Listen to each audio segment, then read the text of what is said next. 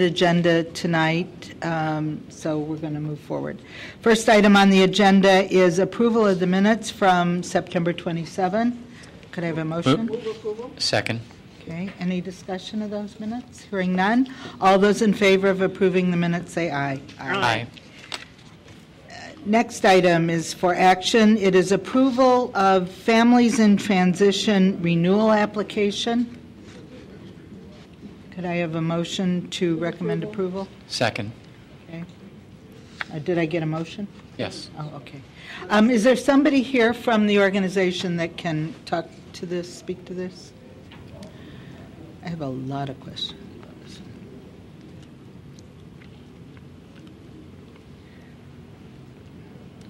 Alderman Rainey, we were expecting Paul Selden, but I do not see him in the audience. Is there anyone here from Connections for the Homeless? Staff would try and answer questions, certainly, if we can. I read through the information, and this is, we all understand the program. It's been going on for years and years. I don't get this one, quite frankly. What I got from this is there's a woman and her child. The woman wanted to go to the police academy. She didn't get to go to the police academy. She then had an operation. She had some other goals. She then wants to include her boyfriend in this program because he watched her baby while she was sick. But I don't see where this is a case that fits the concept or the philosophy of the program. I think this could be a million different people. I mean, I have several stories that I can tell you from my ward that I've heard in the last few days that, that are so much more in need of services such as this, and there's nobody to help them.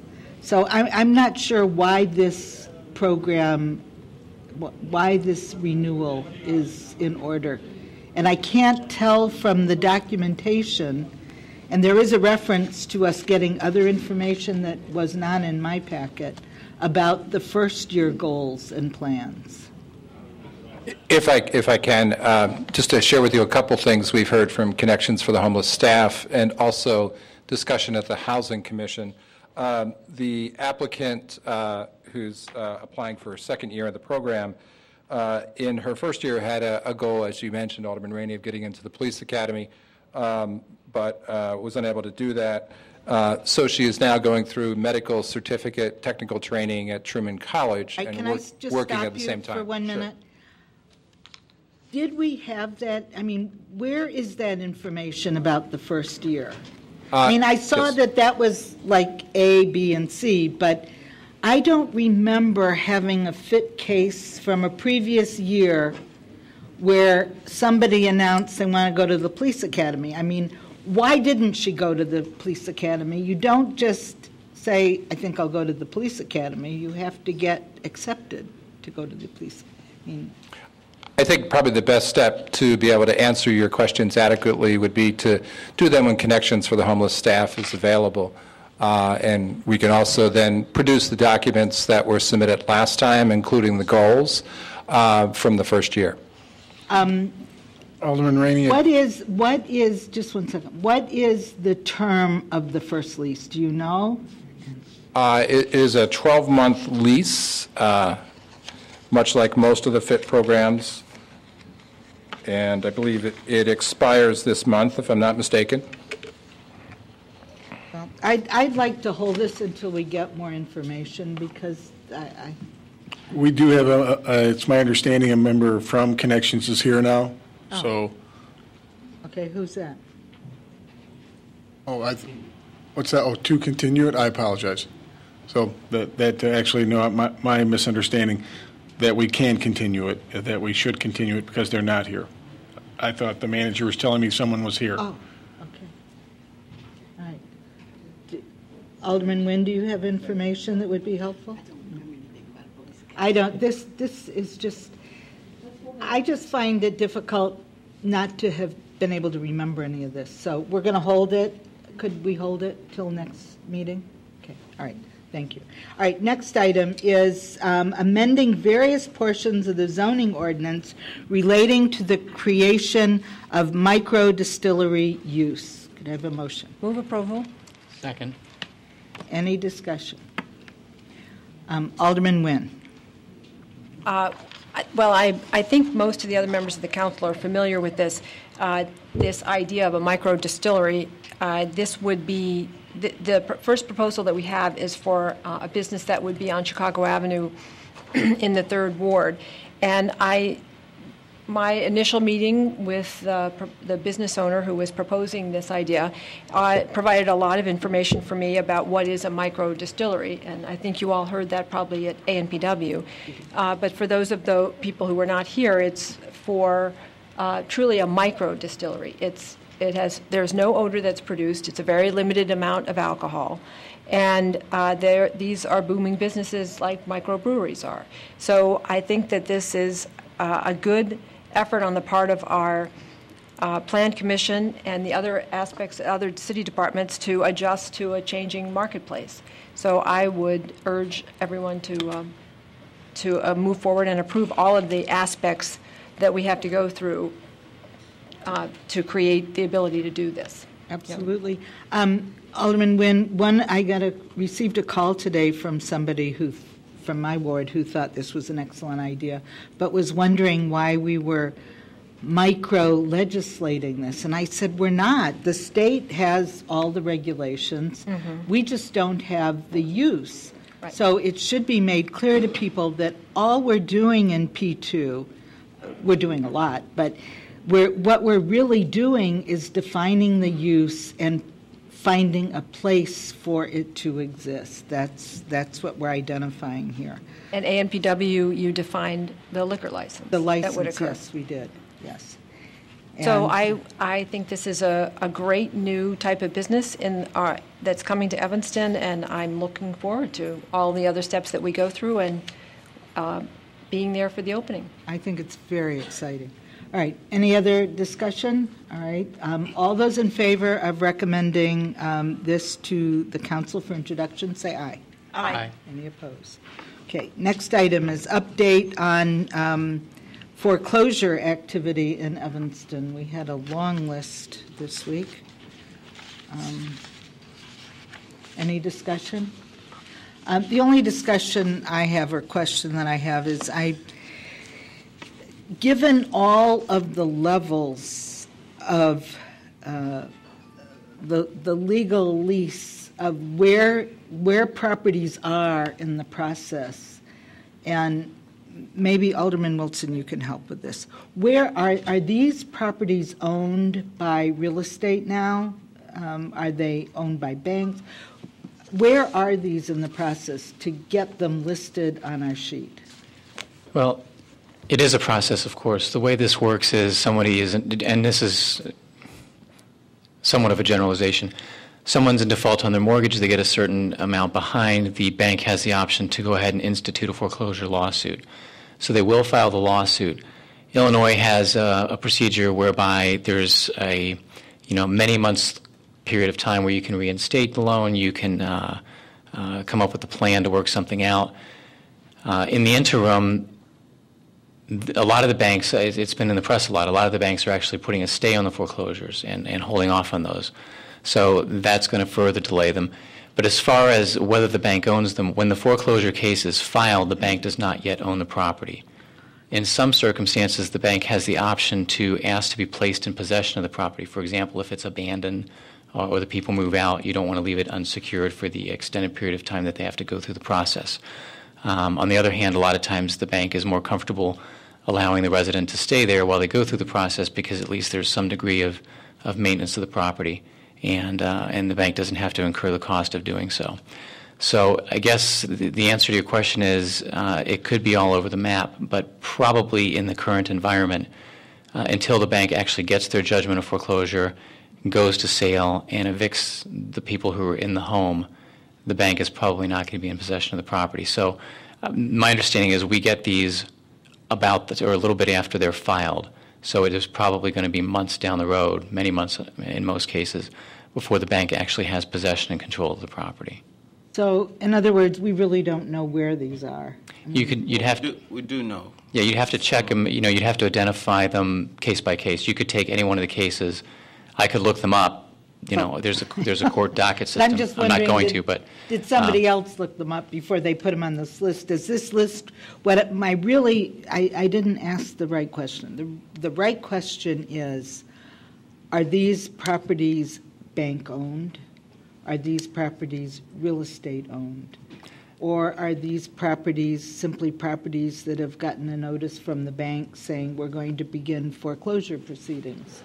yeah, and I think staff hopefully can answer that. But my assumption is that these are cases that were filed recently and that have not gone to judgment. Alderman Wilson's correct. The ones listed under foreclosure filings, the first table, the first and second page, top of the second page, those are filings that have occurred, formal filings. Completed foreclosures, those refer to situations where the foreclosure has been completed, and then the bank then has been auctioned. In most cases, the bank is buying back the properties, and those are the two categories that we look at.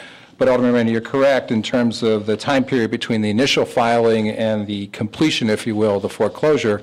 We're not tracking those individually, although we are sending notices to everyone, friendly letters, basically saying if you need help, here are some ideas, including contacting us. Okay, thank you very much. Alderman Rainey. Yes, sir. I think that one of the things that we should do, given the fact that a number of banks have issued a stay on foreclosure activities, is to see if we could communicate to some of these homeowners, because they may not know that there's some issues now that they may be able to raise as an additional defense or something to look into.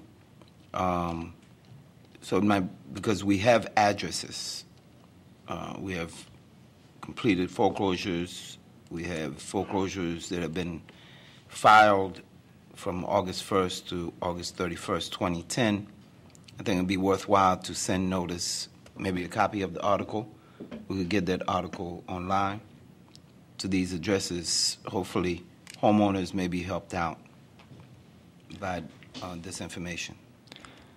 I think that's Alderman probably, Wilson? yeah, it's probably a laudable goal, but my concern with that would be, number one, I don't think we want to get into the business of implying that we're going to somehow give them some sort of legal advice, but the other thing would be, I wouldn't want somebody to rely on the article or to assume that based on an article they're in the same circumstances. You could have a bank that's completely different as far as their policies go, and if someone were to see an article like that and assume that they're going to fall into that category, they could rely on that to their detriment, and I think that wouldn't be the intention. But one of the things that we did suggest is that we be more proactive in sharing information with homeowners that are facing foreclosure. And that information that we've shared is, that, they have the right to pursue, legal representation. We had talked about the fact that we have interfaith available, CETA, that there's some options that they could pursue. So I don't think that would be different than what it is that we've already been doing, which is to share additional information with them. Because the objective here is to try to see if we can, prevent as many foreclosures that we have faced in the city of Evanston. So I don't think it's a question of providing them legal counsel. It's strictly a matter of giving them information. I guess I'm not clear exactly what you think we should send them. Alderman Holmes. If I'm hearing you correctly, Alderman Jean-Baptiste, it would be the simple fact of even letting, just as we send the information out for them in terms of the help that they may be able to get from Interfaith or wherever else, that we could simply list, like everyone else has done, the banks that have now are, and also to tell them to check out with their bank. I mean, just general information. It's not legal information at all, but just general information in terms of another step that they may be able to take in terms of trying to, get their homes back. Right. Plus, I don't know whether we've continued to provide the kind of information to go to Interfaith, to go to CEDA. I think as we have Dennis gave us a suggested. report We are last month. still We're getting doing it every month. We continue to do that, right? Yes, So we are. this list of folks who have gone into foreclosure, we communicate with them, right? Right. So I'm just suggesting and an that's all. additional piece of information. I just don't think that that's a good idea because we're going to be. What part? Well, is not? which information? Are we going to send them an article about, for example, Bank of America staying foreclosures? They could change their mind, after we put it in the envelope and mail it. These are things that are just very, very fluid. We send them to Interfaith, we send them to CEDA, and suggest that they get assistance. And we should still And do that. to inquire whether or not their bank have stayed foreclosures. I mean, I But think they that's- need to that's arm with what- information. That's what Interfaith and the others should be doing. They should be on the phone immediately Right. and checking to see if these addresses that have mortgages through Bank of America are going to be suspended. Okay. Then let's communicate to them through Interfaith. Let's ask Interfaith to add that additional piece of information. I think a lot of the hype about the suspensions is media, and I don't think we're going to have a legal problem. I do think we should be cautious because, the administration is not supporting a system-wide suspension of foreclosures. Oh, you're right. You're right. So we don't know how it's going to play out. That's true. And it probably is only going to buy some time. So And that's every minute every minute counts. Times help. Right. All right, so anything else on the foreclosures? It doesn't seem to be slowing down. In fact, it's interesting. Different neighborhoods now are being hit harder than.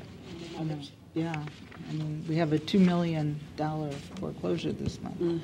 Okay, all those in favor of accepting the foreclosure report, say aye. Aye. Any opposed? All right. Motion to adjourn unless there's new. I'm sorry. Excuse me, Alderman Randy. I'd just like to introduce Mary Ellen Poole, who's the new housing planner for the city. This is her third week with us, and she comes to us from the Illinois Housing Development Authority. Okay, where is she? Oh, Right here. hi. Welcome. Great. Welcome. Welcome. All right, folks.